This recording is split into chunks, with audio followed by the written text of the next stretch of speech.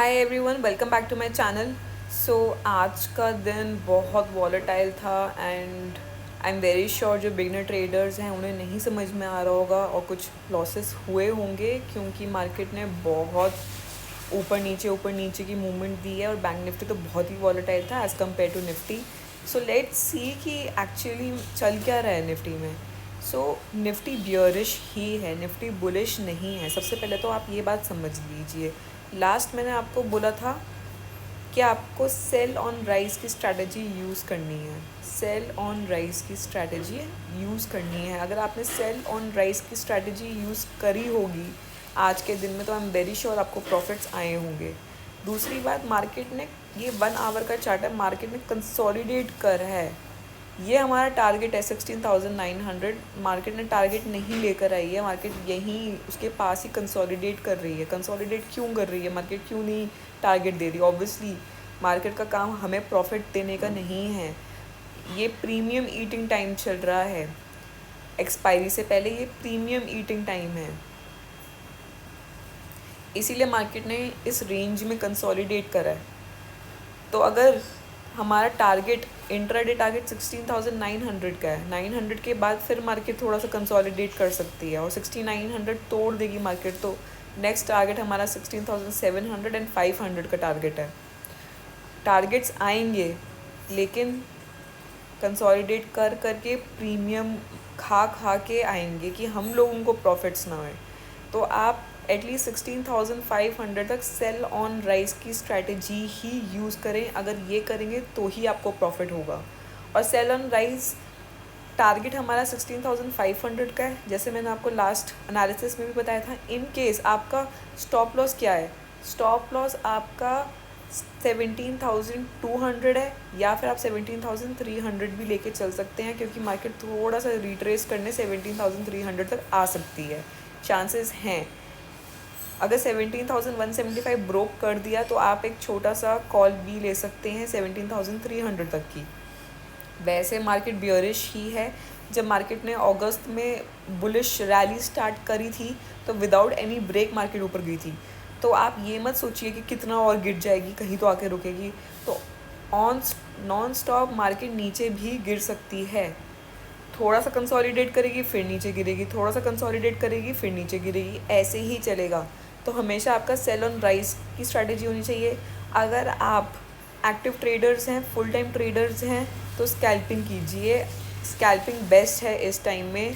थोड़ा सा प्रॉफिट लिया और निकल गए मार्केट से, उसके बाद आपको टेंशन नहीं है मार्केट कहीं पे भी जाए। स्कैल्पिंग इस टाइम पे बहुत सही है।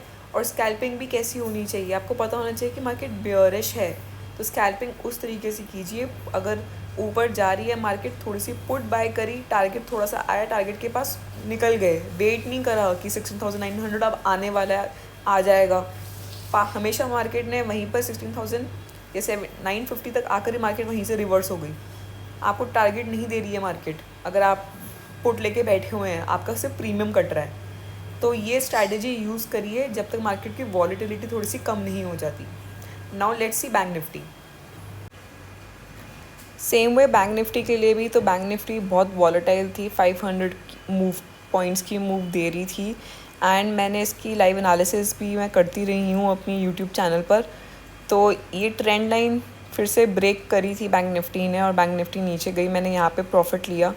एज सून एज मुझे देखा कि ये वापस ऊपर जाने लगी है, मैंने अपना पुट की पोजीशन कट कर दी with some small profits. And उसके बाद मैंने यहाँ नोट करा कि ये इधर ही रेजिस्टेंस इसने यहाँ पर शो करी है, ये ट्रेंड लाइन वापस क्रॉस करके ऊपर नहीं जा रही थी। तो मैंने बार बार ऊपर से ही सेल करा और नीचे मैंने अराउंड यहीं पर ही मैंने प्रॉफिट अपना बुक कर लिया। ये वाला प्रॉफिट नहीं लिया मैंने क्योंकि मुझे पता था कि ये बैंक निफ्टी मैनिपुलेट कर सकती है, ये नीचे जा तो रही है लेकिन ये वापस ऊपर आएगी। हमेशा कभी भी अगर बैंक निफ्टी या कोई भी स्टॉक या निफ्टी इंडेक्सेस लो तोड़ें तो वेट करो, जल्दबाजी में कभी भी ट्रेड मत लो क्योंकि जब भी कोई भी लो टूटता है तो 90% मैंने नोटिस करा है कि वो फेक होता है।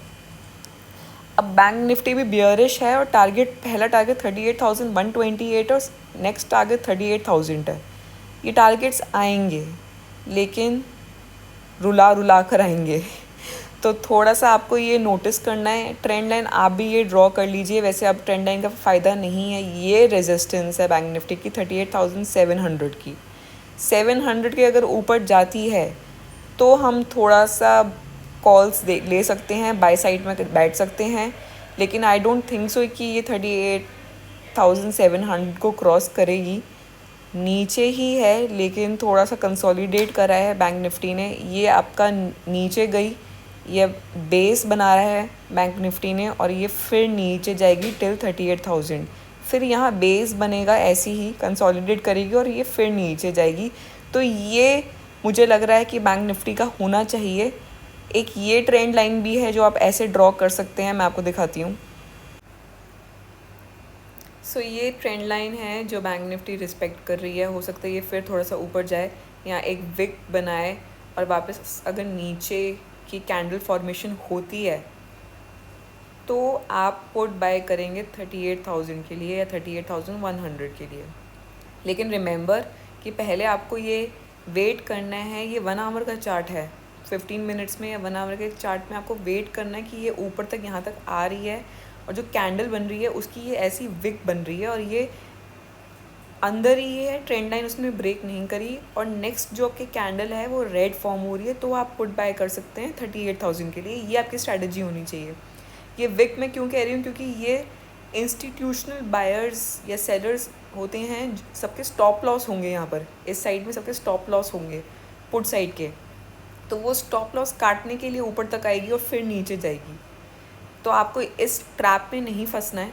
और ये जब नीचे की बनेगी, हो सकता है फिर थोड़ा सा ऊपर जाए, तो ये नहीं समझना कि नहीं ये हमने गलती कर दी। लेकिन आपको पूरा वेट करना है, आप अच्छे प्रॉफिट्स ले सकते हैं इससे। तो इमीडिएट टारगेट है 38,128 का, और नेक्स्ट है 38,000 का। सो ये अचीव हो जाना चाहिए बाय नेक्स्ट वीक। और अगर आपको यही स्ट्रैटेजी आप यूज़ करें और आपको प्रॉफिट्स आएँ, do let me know in the comment section. Thank you, bye bye.